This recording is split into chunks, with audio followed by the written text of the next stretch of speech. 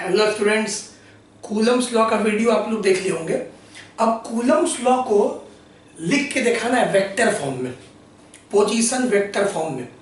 अब Coulomb's law को लिख के दिखाना है वेक्टर फॉर्म में, तो लेट अस सपोज ये एक्स एक्सिस है और ये वाई एक्सिस है, ये ओरिजिन है और एक चार्ज है Q1 और कहीं दूसरा चार्ज है आपका Q2। दो चार्ज है Q1 और Q2। Q1 का position vector R1 vector position vector और Q2 का पोजीशन वेक्टर है आपका R2 और R1 R2 गिवन है। ठीक है, तो R1 क्या है भाई? R1 वेक्टर क्या है? R2 वेक्टर क्या है भाई? तो ये गिवन है। ठीक है, तो चार चीज दिया हुआ है, Q1 दिया हुआ है, Q2 दिया हुआ है। अब Q1 Q2 का वैल्यू दिया रहेगा, R1 R2 भी मान लीजिए न्यूमेरिकल में गिवन है और आपको फोर्स, इलेक्ट्रिक फोर्स लिखना है वेक्टर फॉर्म में। ये चार चीज दिया हुआ है। तो R1 क्या है? Position vector of Q1, Q1 का पोजीशन वेक्टर। R2 क्या है? Position vector of Q2। अब हम लोग को लिख के दिखाना है पोजीशन वेक्टर फॉर्म में। उसके लिए क्या करिए कि आप यहां पे ड्रॉ करिए R21। मान लीजिए हम लोग को Q2 पे फोर्स निकालना है, हम लोग को निकालना है electric force on Q2 due to Q1। तो ये आप जान रहे हैं कि Q2 पे इलेक्ट्रिक फोर्स Q1 के कारण। तो आप समझिए कि जब Q2 पे इलेक्ट्रिक फोर्स निकालना है Q1 के कारण, तो आप Q1 पे बैठ गए और Q1 पे बैठ के Q2 का जो आपको पोजीशन दिखेगा वो ये है, मतलब दूरी जो दिखेगा R21 है। R21 क्या है भाई? एक बार फिर से समझिए, दूरी पोजीशन वेक्टर। तो पोजीशन और डिस्प्लेसमेंट, बहुत आसान है, बस समझते हैं। Displacement vector of Q2 with respect to Q1। याद रखिए, हम लोग ये सब वेक्टर में पढ़े हैं 11th में। दूसरे का पोजीशन पहले के रिस्पेक्ट में, मतलब पहले के रिस्पेक्ट में आप पहले पर बैठ के देख रहे हैं तो दूसरे का दूरी यही ना होगा, R21। यही अगर आपसे मैं बोल दूं R12 क्या होता है, तो R12 इसका मतलब पोजीशन, पहले का पोजीशन दूसरे पर बैठ के। तो यहां पे आप बोल सकते थे पोजीशन और डिस्प्लेसमेंट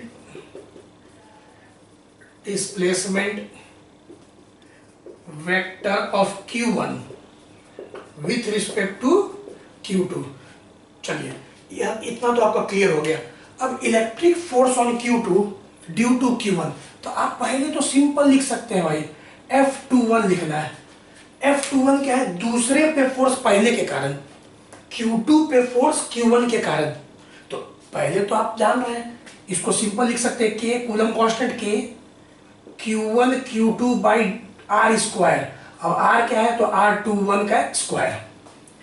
ये हम लोग लास्ट क्लास में पढ़ लिए कि इलेक्ट्रिक फोर्स का formula K Q1 Q2 by दूरी का स्क्वायर। तो यहाँ पर डिस्टेंस तो यही है भाई, R21। ठीक है, अब आप एक बात बताइए, हम अपने से K Q1 Q2 को छोड़ दें, वेरी इजी, और अपने से न्यूमरेटर और डिनोमिनेटर में R21 मल्टीप्लाई और डिवाइड करें, तो ऐसे लिख सकते हैं। सेम चीज है, इसी को ऐसे लिख दिए, क्योंकि जाहिर सा बात है ये ऐसे कटेगा तो फिर तो यही चीज आ जाएगा ना। अब वेक्टर फॉर्म में आएगा, इन वेक्टर फॉर्म। अब हम लोग लिखेंगे कूलम्स लॉ को वेक्टर फॉर्म में। अब वेक्टर, पहले आप जस्ट के तस उतार लीजिए, F21 है, इसको भी जस्ट के तस पहले आप एकदम नोट कर ले, R21 यहाँ पे Q। अब बात है वेक्टर फॉर्म में, अब वेक्टर का साइन लगेगा। अगर मैं इसके ऊपर वेक्टर का साइन लगाऊं तो यहाँ पे भी वेक्टर का साइन लगाना पड़ेगा। ये आपका कूलम्स लॉ लिखा गया वेक्टर फॉर्म में, F21 K Q1 Q2 R21 का होल क्यूब R21 वेक्टर। तो ये आप दिमाग में फिट कीजिए। अब 11th का याद कीजिए, हम R21 वेक्टर को लिख सकते हैं R2 minus R1। R21 vector को लिख सकते हैं R2 माइनस R1। कैसे हम लोग पढ़े थे? बहुत रिलेटिव वेलोसिटी में पढ़े थे, VA माइनस VB, याद आ रहा होगा, ये हम लोग पढ़ चुके हैं। R21 minus R1 R12 R1 minus R2। तो ये कहां से आया था? ट्रायंगल रूल से। Triangular rule of vector addition से आया था, वो आप चेक कर सकते हैं। तो हम लोग इसी को ऐसे भी लिख सकते हैं, F21 वेक्टर KQ1 Q2 को आप ऐसे ही छोड़ें। अब R21 वेक्टर के जगह लिख सकते हैं, हम लोग सब जानता है R2 minus R1, very good, bracket में। और ये क्योंकि मैग्नीट्यूड है, आप मॉड लगाइएगा, मॉड। अभी एक प्रॉब्लम बता देंगे, R2 माइनस R1, ये आपका लिखा गया, दोनों सेम चीज है, आप ध्यान से देखिए, सिंपल। तो एक बार फिर से मैं बोलूं, क्वेश्चन में क्या दिया हुआ था, 4 चीज, Q1 Q2 R1 R2, ये 4 चीज आपको दिया हुआ है, और आपको वेक्टर फॉर्म में लिख के दिखाना है, किसको, F21 को। तो आप इस तरह से Coulomb's law in position vector form लिख सकते हैं। अगर मैं आपसे सिमिलरली बोलूं आपसे कि आप हमको लिख के दिखाइए F12, तो वेरी इजी। F12 के लिए क्या है, पहले तो सिंपल, KQ1 Q2।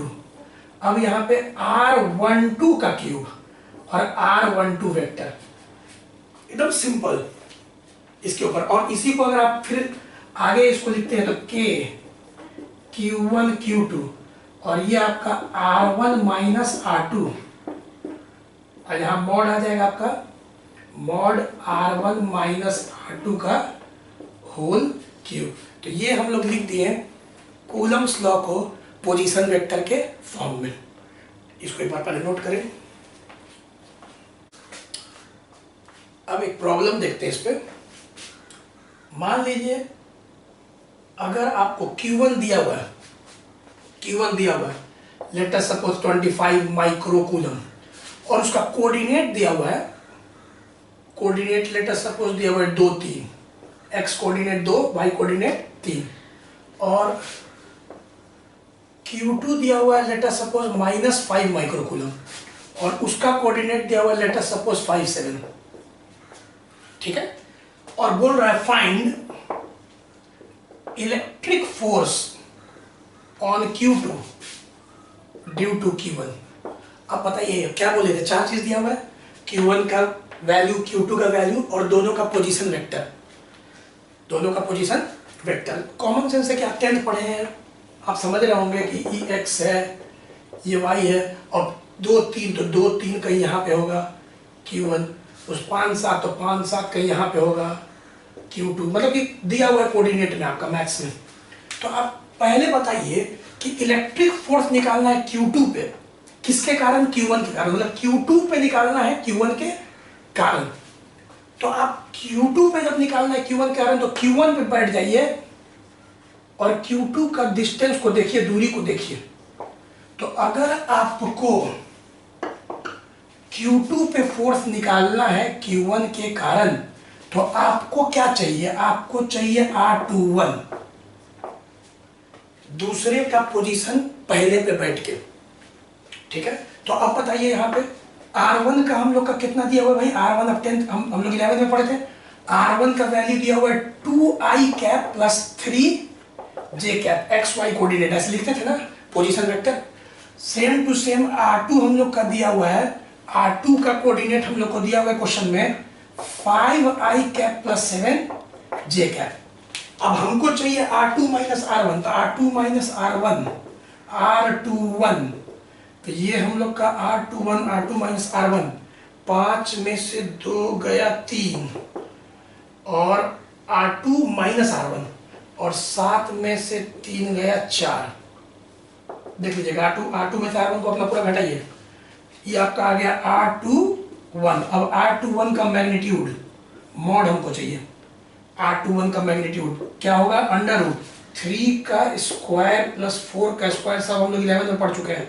ये आ जाएगा 9 और 16 25, 25 का √5। ये हद तक हम लोग का देख लीजिए, इतना सिंपल था जो 11 में हम लोग बहुत बार कर चुके हैं। अब हम लोग को निकालना क्या था, F21 वेक्टर, क्या बताए थे अभी पीछे, KQ1 Q2। अब R21 है तो R21 लिख दीजिए, वेक्टर का साइन R21 लिख दीजिए, और यहाँ पे R21 का क्यूब, जो कि R21 वेक्टर का मैग्नीट्यूड का क्यूब। तो चलिए पुट कीजिए, K का वैल्यू बोलिए 9 × 10⁻⁹। Q1 का कितना दिया वैल्यू, 25 माइक्रो, माइक्रो का मतलब 10 to the power minus 6 Q2, Q2 का -5, माइनस सब्स्टिट्यूट कीजिएगा, सब वेक्टर फॉर्म में है, जो जैसा दिया हुआ वैसा ही रखना है वेक्टर फॉर्म में, 5 माइक्रो, ठीक है। और R21 वेक्टर हम लोग का आया है 3i cap plus 4j cap. अब R21 का होल क्यूब, तो 5 का क्यूब 3 बार 5 लिख देते हैं, देख लीजिए ऐसे सब्स्टिट्यूट करना है। अब बताइए 25 से कटा 2 5, ई 5 और 5 कट गया, ऊपर ध्यान से देखिएगा तो -9, ई हो गया आपका 6 6 12 3, 10 to the power -3, 3i cap plus 4j cap, ये आंसर आपका वेक्टर फॉर्म में हो गया। ऐसे आपको बनाना है, वो अलग बात है कि आंसर ऐसे ही रखना है।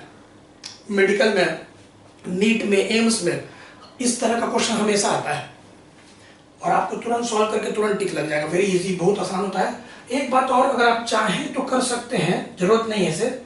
ऑल्सो अगर मैं बोलूं कि F21 का यहाँ मैग्नीट्यूड बताइए मॉड, तो फिर मॉड हमेशा पॉजिटिव, मॉड लगा दिए F21 का, तो फिर आप मॉड लगाएगा तो ई तो लिखिएगा 9 × 10 टू द पावर -3, माइनस तो लिखिएगा, देखिए कि मॉड आ गया।